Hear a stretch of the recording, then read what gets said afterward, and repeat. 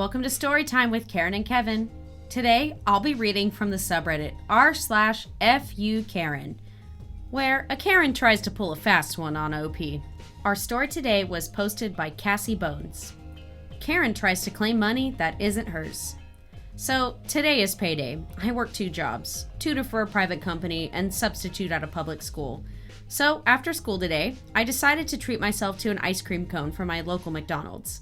Their ice cream is pretty great, and as a bonus, it's cheap and the perfect treat for an 80-degree day. So, I pull up, go inside, and stand in line. There's a woman in front of me with 3 children under the age of 10. I know this because the eldest told the cashier that it's his birthday and that he's 9. Awesome. Mom is getting them all those meals for $3.50. Small fries and either nuggets, burger, or McChicken. And she also asks if they can have at least 1 toy, even if she isn't getting a Happy Meal. The cashier sadly says no because company policy, blah blah blah.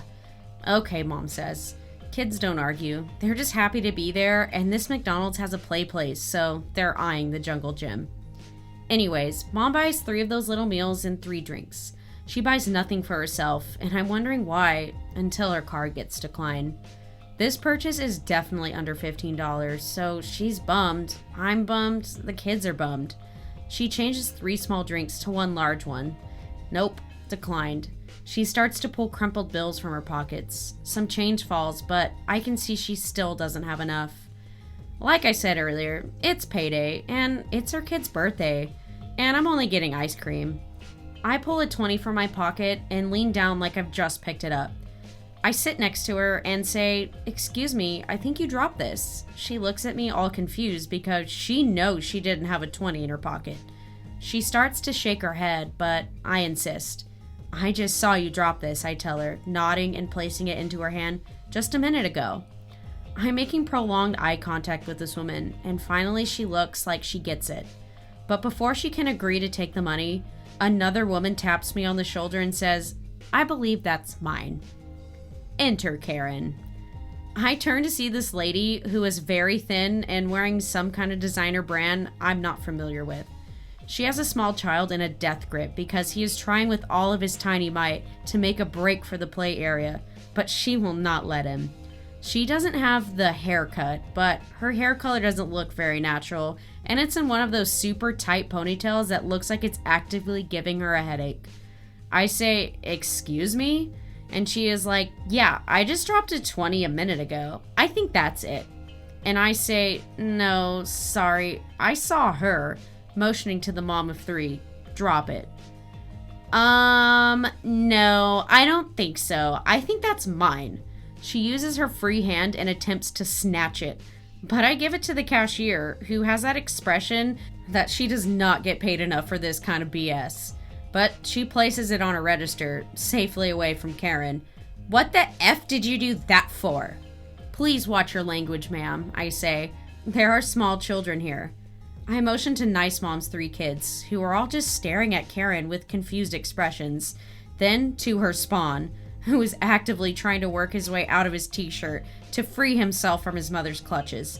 "F you, give me my money." "It's not your money, it's hers. Yours is probably on the ground somewhere still. Go find it, please, and leave us alone. Not until you give me my..." Spawn, his name is probably Jackson or something ended in Aiden, frees himself from his shirt with a slight tearing sound, which is perfect for the way he tears off, shirtless, towards the jungle gym, like he's freaking Sonic. Karen shrieks and runs after him, completely forgetting the $20. Cashier doesn't even blink an eye. "So that'll be cash then?" she asks, holding up the 20. Nice Mom looks worried, staring after Karen and her kid, who has climbed to the top of the jungle gym and is making faces at her from a plastic bubble thing. To be honest, I kinda love that kid. "It's not hers," I whisper to her, reassuring her. She nods and tells the cashier yes. So the cashier rings up their purchase and hands her the change. She tries to give it to me, but I tell her to buy herself some food, but she pockets it instead. When I order my ice cream cone, I use my points and get a Happy Meal with the nuggets and a toy, and I walk by the Nice Mom's table, hand her the meal without a word, and then leave before she can refuse it.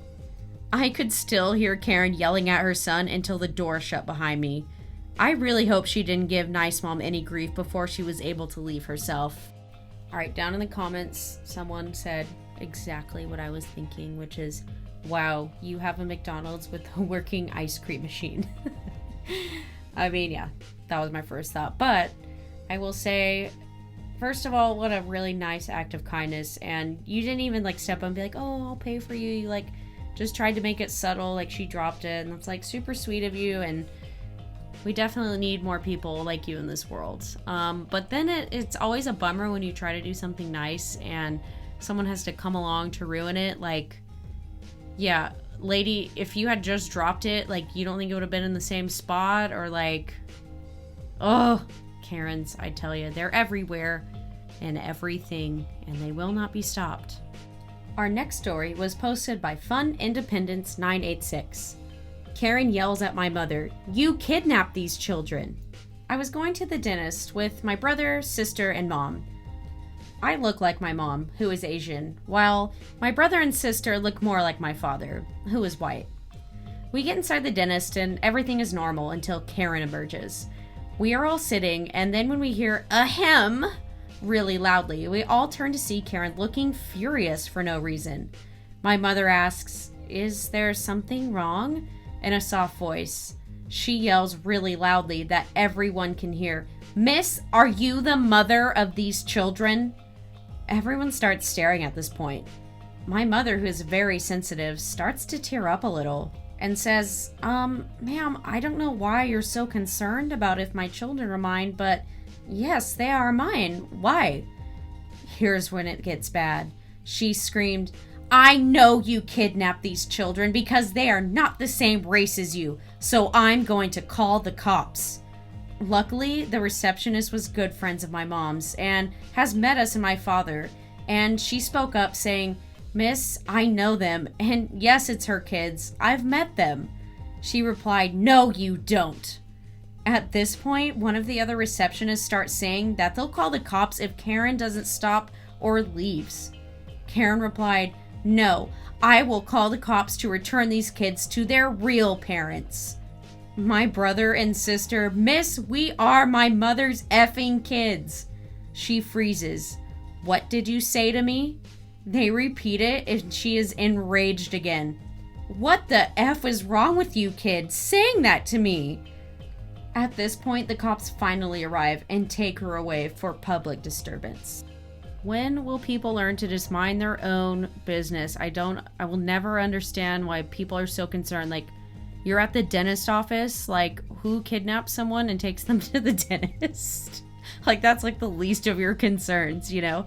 And like, where have you been that you don't realize that there are like multiracial families that exist like literally everywhere? It's just so mind-blowing that people live in such a bubble, or they think that they're trying to do something good when it's like, no, you are so blissfully unaware that you're making a fool of yourself. Ugh, I hate it here sometimes.